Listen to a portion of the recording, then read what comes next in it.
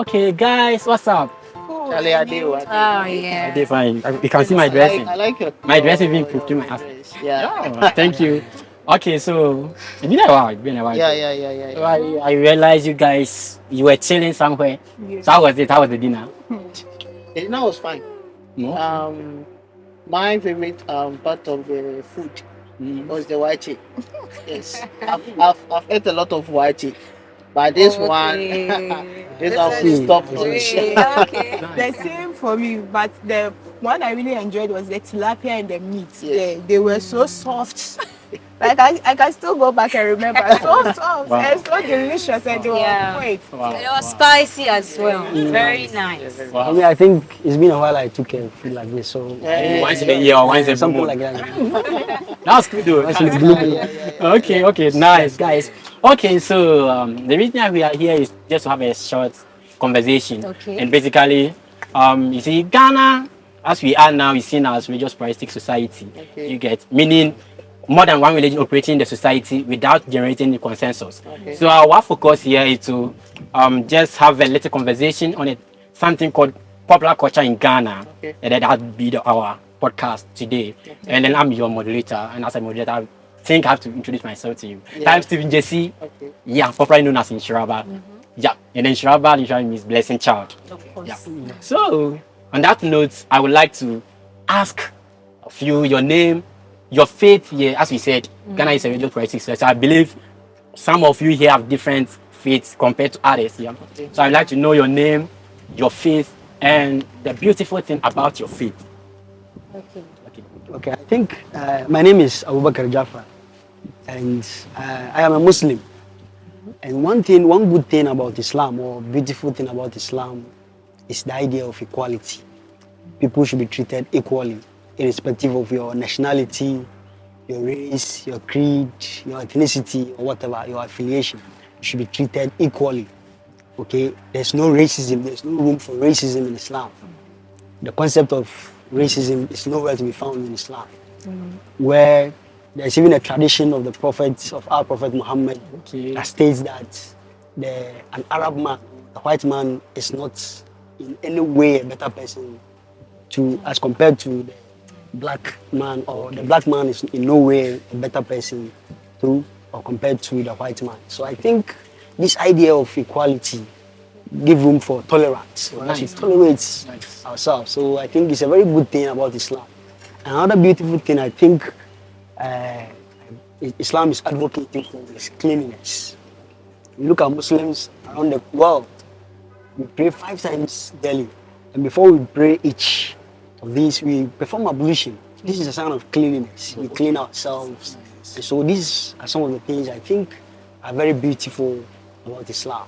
Yes. Oh, thank you, Mr. Jafar, for elaborating me on your religion. That's really nice. Okay, so I'm Stella Osei Ajiman, and I'm a Christian. Oh wow, we just Yeah. intentionally mixed up. Yeah. Probably. That's Yeah. nice. That's nice. I like the I'm way a you are Christian. And one beautiful thing about the faith is the fact that we have this peace at heart. Okay. Yes, God is an immanent God. He's a personal God. Wow. And so even during prayer, I believe I'm communicating with him. I feel his presence and I know he's close by. Okay. As well as we have this joy. There's this brotherly love everywhere that you go.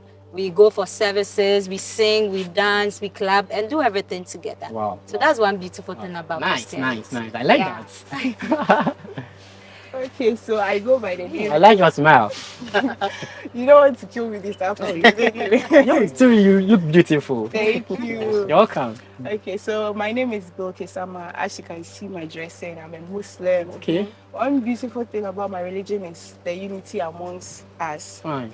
So in Islam, we are all united because if you look at our prayers, right, we have different times for prayers, but immediately the time is up, everybody goes to go and pray to worship Allah. And then it doesn't matter the race, your color, whether you're tall or short, whether you're poor or you are rich, it doesn't matter. Everybody is in one line to worship Allah. Oh, okay. And that's one beautiful thing about my religion. And then also unity in the sense of pilgrimage. When we go to Mecca, right? You will see different people from different religion, but everybody is there for one main purpose, to worship Allah. So it doesn't matter the color, right? When we go around the Kaaba, all of us, whether you are black, whether you are short, whether you are an old person or a young person, all of us, we do it all together. So the unity makes it more amazing, and it also gives you a sense of peace, because you know that if you go somewhere and meet your fellow Muslim, he or she can help you out. You get me? Yes. Oh, So nice. that's one amazing thing about my. Nice. I think it'll be cool for me to get married to a Muslim. Yes, Yeah, I would like to try convert that. you Oh, you to- convert? Okay. Yes. Okay. Okay, my name is Samuel Abuaje. Yeah. I'm a Christian, and one thing that I would say, So having two Christians, two Muslims. Oh, yeah, that's yeah, nice. yeah, yeah, That's We yeah. nice. intentionally did it. One thing that I would say that is beautiful about my religion is our personal encounter with God. Stories that I have heard about people's encounter, miracles, is very, very amazing. Yeah, it's very, very amazing. And this brings out this concept that we have, the concept of Christian theology, where there are three aspects of this theology. We have the having theology, the doing theology, and the living theology. Where this having theology talks about how you encounter this personal God. So how do you encounter this personal God? You encounter this personal God as a loving God. You encounter this personal God as a merciful God. You encounter this personal God as a God who is a provider. Okay. This makes one of the aspects of Christian theology an awesome thing. And the second one is the doing theology. This is where Christians reflect and discern on what they have come to believe in. Just like my sister was saying, this is where we worship together, we pray together, we meditate together, and all that. That is how we reflect on who God is and our personal encounter with Him. And the third one of the aspects is the living theology. The living theology is where we put our faith into action.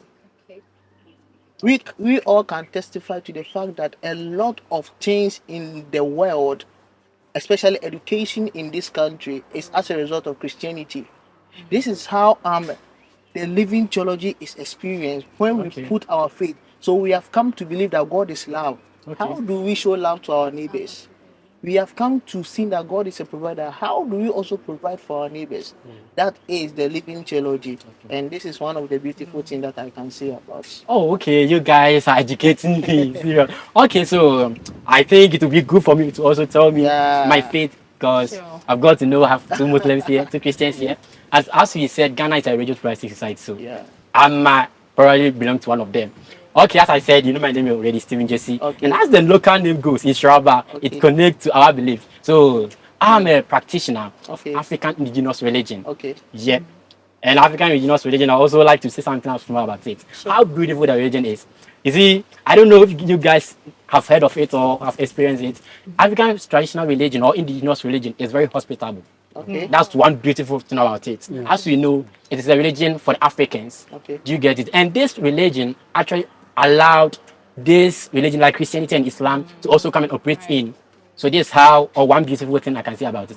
It's very nice because it also teaches about something called communalism, where wherever you have something or anything that you want, it belongs to the whole society. Okay. So if I should buy a car, all the society should benefit from it.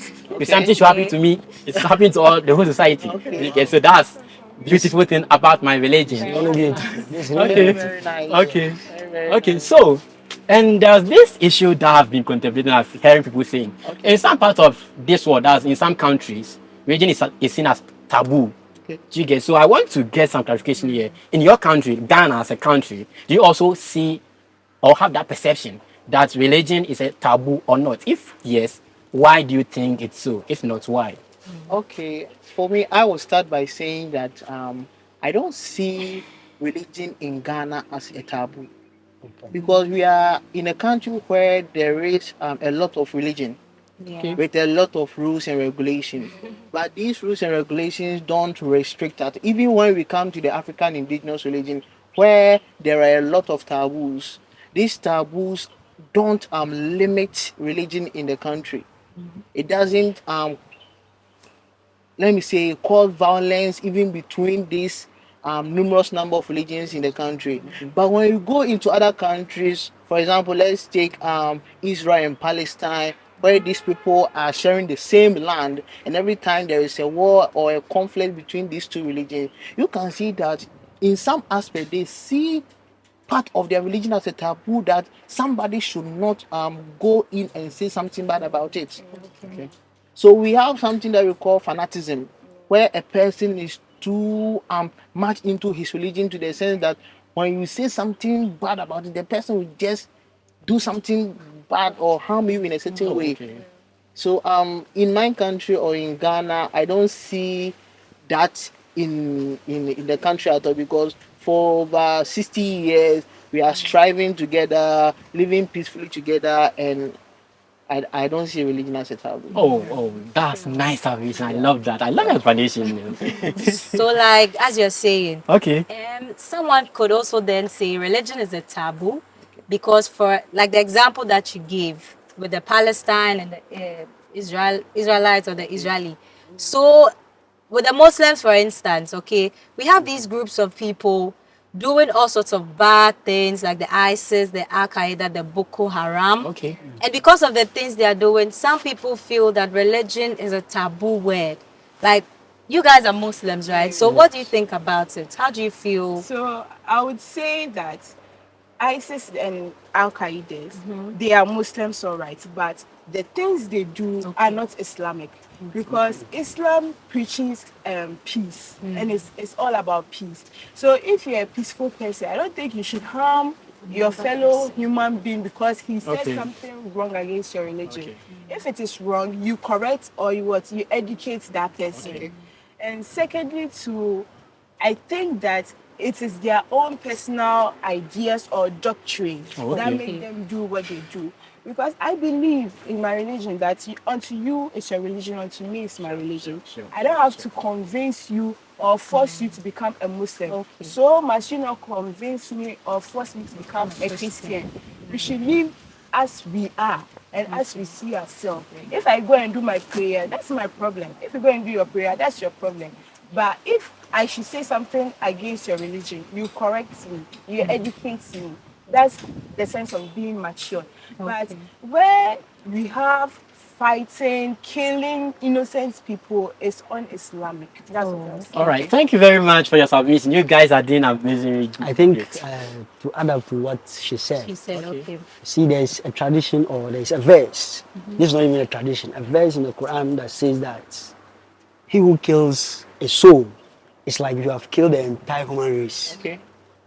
And if you preserve this soul, it's like you have preserved the entire human race. Wow. Can, How can, can- can you come again with How that? come with that that verse? it states that it's emphatic in the Quran Okay. that if you preserve a soul, it's like you have preserved the entire human race. Okay. And if you kill a soul, it's like you have killed the entire human race. Sure. Wow. So how can a religion like this advocate for violence? So I think what they are doing, they have, in fact, what they want to achieve. They have their goal, but it is not for the interest of Islam. They are not doing it in the interest of Islam. And then to even add up to what he said, that in Ghana, we are able to cooperate, we are able to exist peacefully. Ghana is one of the few countries in the world where the people, irrespective of their religion, Christians, Muslims, are able to coexist Okay. peacefully. One of the few countries in the world. You can check around the world. Ghana is one of the few countries that where Muslims and Christians, sometimes Muslims will go to the church, Muslims also go to the Mosques. mosques. So I think this issue of religion is a taboo. It's neither not here nor there. I believe that religion is a very good thing and we should all advocate. Oh, nice. You see, I picked something from what you just said, that Yes. when if you kill one person, you kill the entire Yes. city. Yeah. So I was trying to even link with what I just said about Okay. African indigenous religion, that it preach of communalism. So when you talk of communalism, if something should happen to me, we assume that it's happening to the whole society. Yeah. Do you get it? So in this case, that's how it is. So based on what we are just saying, Okay. your explanation and your views on this taboo thing, do you think the society still need religion? Do you think society still need religion? Okay. Or they don't need, society don't necessarily need religion? Oh, we do. How? We do need religion. One thing about religion is the impact that it makes.